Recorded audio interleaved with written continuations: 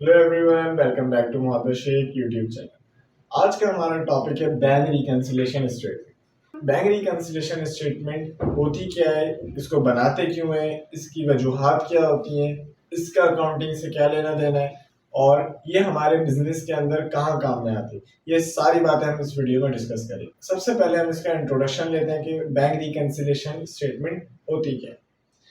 Bank reconciliation statement से पहले मैं थोड़ा आपको बिजनेस के ग्राउंड रियलिटी पे लेके चलूं कि हर बिजनेस का बैंक अकाउंट तो लाजमी होता है। आजकल की मॉडर्न एज में हर बंदे का, हर बिजनेस का, छोटे मोटे बिजनेस का बैंक अकाउंट लाजमी होता है।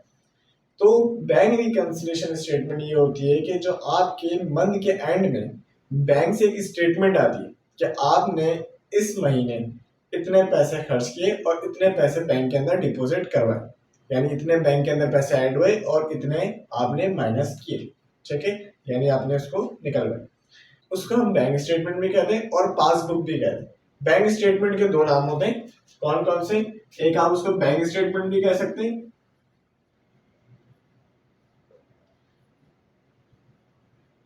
और दूसरा आप उसको पासबुक भी कह सकते हैं।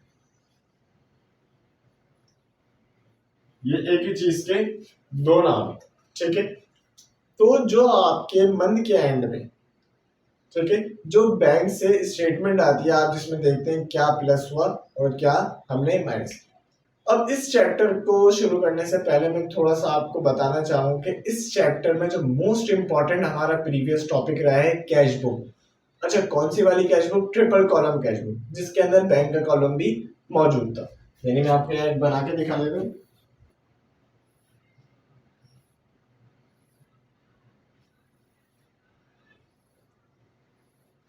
ठीक है, यहाँ पे हमारे पास डिस्क्रिप्शन होती थी, यहाँ पे हमारे पास कैश होता था, यहाँ पे हमारे पास बैंक, यहाँ पे डिस्क्रिप्शन, यहाँ पे हमारे पास कैश होता था और यहाँ पे बैंक। अच्छा, ये साइड जो थी वो क्रेडिट की थी, ठीक है, और ये साइड होती थी डेबिट की। अच्छा, बैंक रिकंसिलिएशन का बहुत डायरेक्टली कनेक्शन है कैश बुक से, तो हमें कैश बुक पहले आनी चाहिए।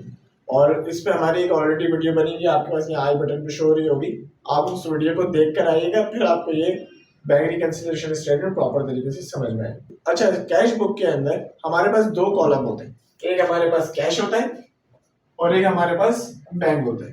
तो हम जो है वो बैंक रिकंसिलिएशन वाले चैप्टर में कैश का कोई लेना देना नहीं है, यानी कैश कॉलम का हमारा बैंक रिकंसिलिएशन स्टेटमेंट में कोई लेना देना नहीं है। वो क्यों?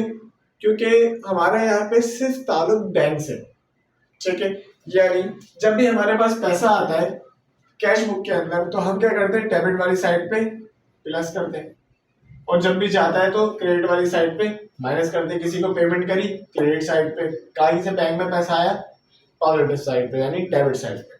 तो हमारी पासबुक भी हमें सेम यही चीज बताती, यानी महीने के एंड में हमारे पास पासबुक आई जिसमें लिखा हुआ है कि भाई इस तारीख को आपने पैसे जमा कराए, इस तारीख का आपने पैसे निकलवाए, ये आपके अकाउंट से इस तारीख को पैसे निकले हैं।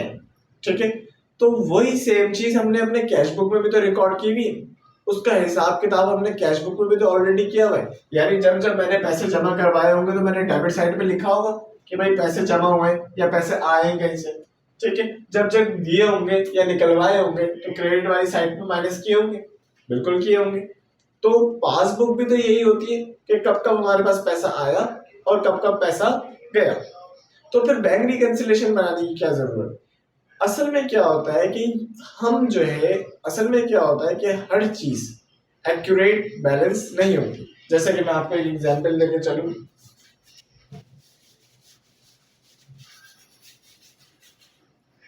अच्छा, मैं आपको एक चीज बताता चलूं कि जब भी हमारा पैसा आता है तो हम डेबिट कर दें क्योंकि वो हमारा क्या है, एसेट है, और जब भी जाता है तो क्रेडिट कर दे क्योंकि वो हमारा एसेट डिक्रीज हो रहा है। ठीक है, मगर बैंक का हिसाब किताब दूसरा होता है। ठीक है, बैंक उसको क्या करता है,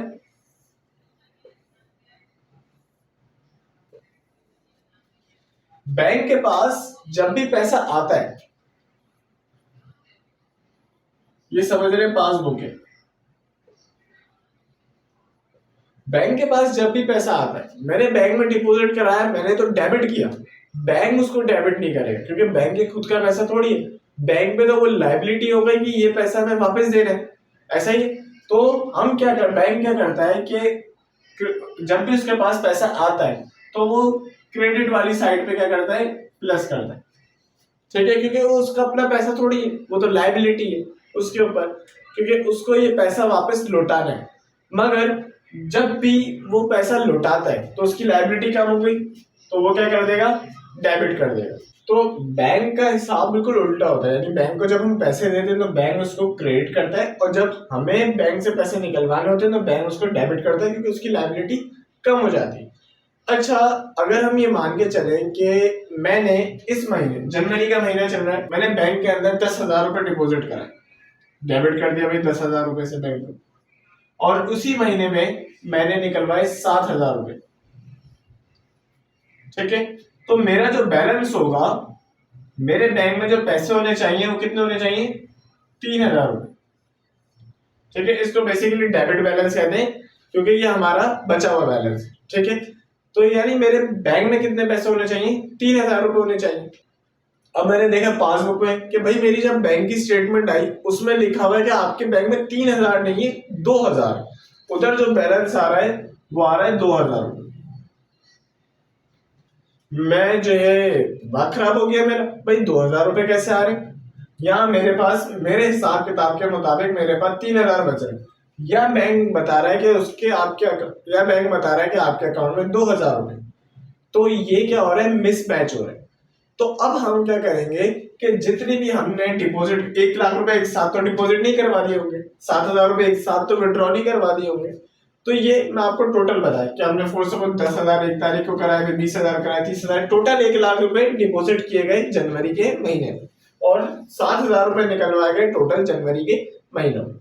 अब मैं क्या करूंगा कि टैली करूंगा, टैली मीन्स मैच करूंगा कि फॉर सपोज मैंने एक तारीख को 10,000 रुपए बैंक के अंदर डिपॉजिट करवाए, क्या 10,000 रुपए वो यहाँ पे क्रेडिट साइड पे लिखे, क्योंकि ये उल्टा होता है। अगर 10,000 मेरा डेबिट साइड पे तो बैंक में उसको क्या किया होगा, क्रेडिट साइड पे, क्योंकि हमारे पास अक्सर मैसेज भी आता है जब हम डिपॉजिट कराते हैं, your balance is credited, bank credit करता है बैलेंस, इधर उल्टा हिसाब किताब होता है, ठीक है। तो 10,000 रुपए जो मेरे यहाँ पे डिपॉजिट कराए थे, मैं देखूंगा वहां पे 10,000 रुपए डिपॉजिट हुए हुए, या मैंने यहाँ पे 4,000 रुपए निकलवाए थे, किसी को पेमेंट की थी तो वहां पे 4,000 रुपए निकले हुए। यानी हर बैंक से रिलेटेड एंट्री को, इधर कैश के कॉलम में कोई काम नहीं है, मैं दोबारा कह रहा हूँ, सिर्फ वही एंट्री जो बैंक के अंदर है वो इससे टैली हो रही है पासबुक से, ठीक है। अगर इससे टैली हो रही है, ठीक है, तो सही है हमारी बैंक से। अच्छा, तो हम इसको टैली कर लेंगे कि भाई सारे, अब जो एंट्रीज मिसमैच क्रिएट कर रही है, मिसमैच मतलब कि फॉर सपोज मैंने यहाँ पर डिपॉजिट किया हुआ है, वहां डिपॉजिट नहीं हुआ हुआ, ठीक है। मैंने यहाँ पे पैसे दिए हुए, वहां से पैसे नहीं निकले हुए, समझ आ रही है बात। यानी मैंने यहाँ से किसी को पेमेंट करी 4,000 रुपए की, मगर वहां से तो मेरे पैसे गए नहीं, 4,000 रुपए वहां से मेरे बैंक अकाउंट से निकले ही नहीं। तो जो एंट्रीज आपके चेंजेस क्रिएट कर रही है, फर्क जिन एंट्रीज को आ रहा है उनको हमें एक जगह तो नोट डाउन करना होगा, तो उस नोट डाउन करने को हम बैंक रिकैंसिलेशन स्टेटमेंट कहते हैं, जो आज हमारा टॉपिक है, ठीक है। तो इसको हम बैंक रिकैंसिलेशन स्टेटमेंट कहते हैं, यानी जो हमारे कैश बुक के बैंक कॉलम में जो जो एंट्रीज हुई हुई है उसको टैली करना पासबुक से, जो हमारे हर महीने के एंड में हमें पासबुक मिलती है उससे टैली करना कि भाई ये हमारी हर एंट्री को टैली करना है, हर एंट्री को मैच करना है कि ये हमारी एंट्री मैच हो रही है हमारी पासबुक से, और अगर हो रही है तो हम उसको बैंक रिकैंसिलेशन स्टेटमेंट में ऑब्वियसली नहीं लिखेंगे क्योंकि वो तो मैच हो गई।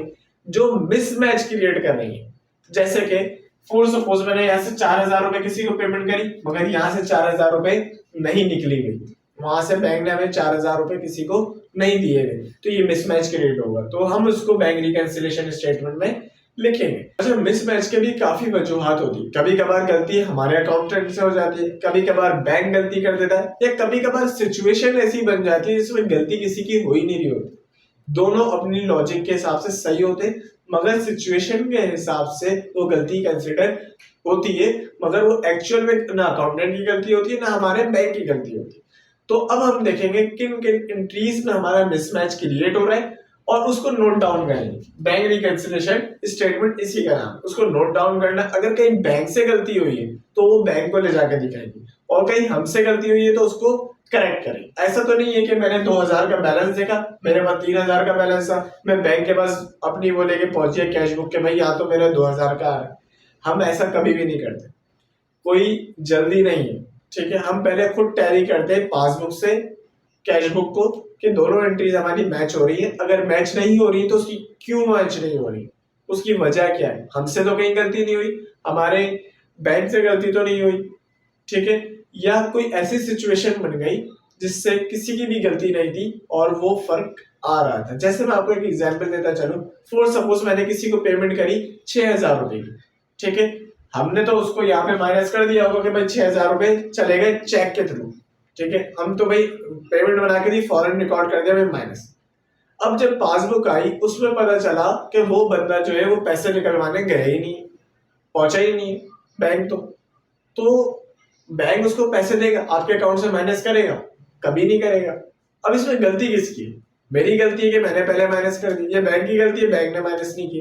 तो इसमें गलती किसी की भी नहीं, क्योंकि सिचुएशन ऐसी बन गई कि मुझे तो माइनस करने थे, मैंने चेक दे दिया, वो बंदा नहीं गया, वो बंदा गया 1 हफ्ते बाद।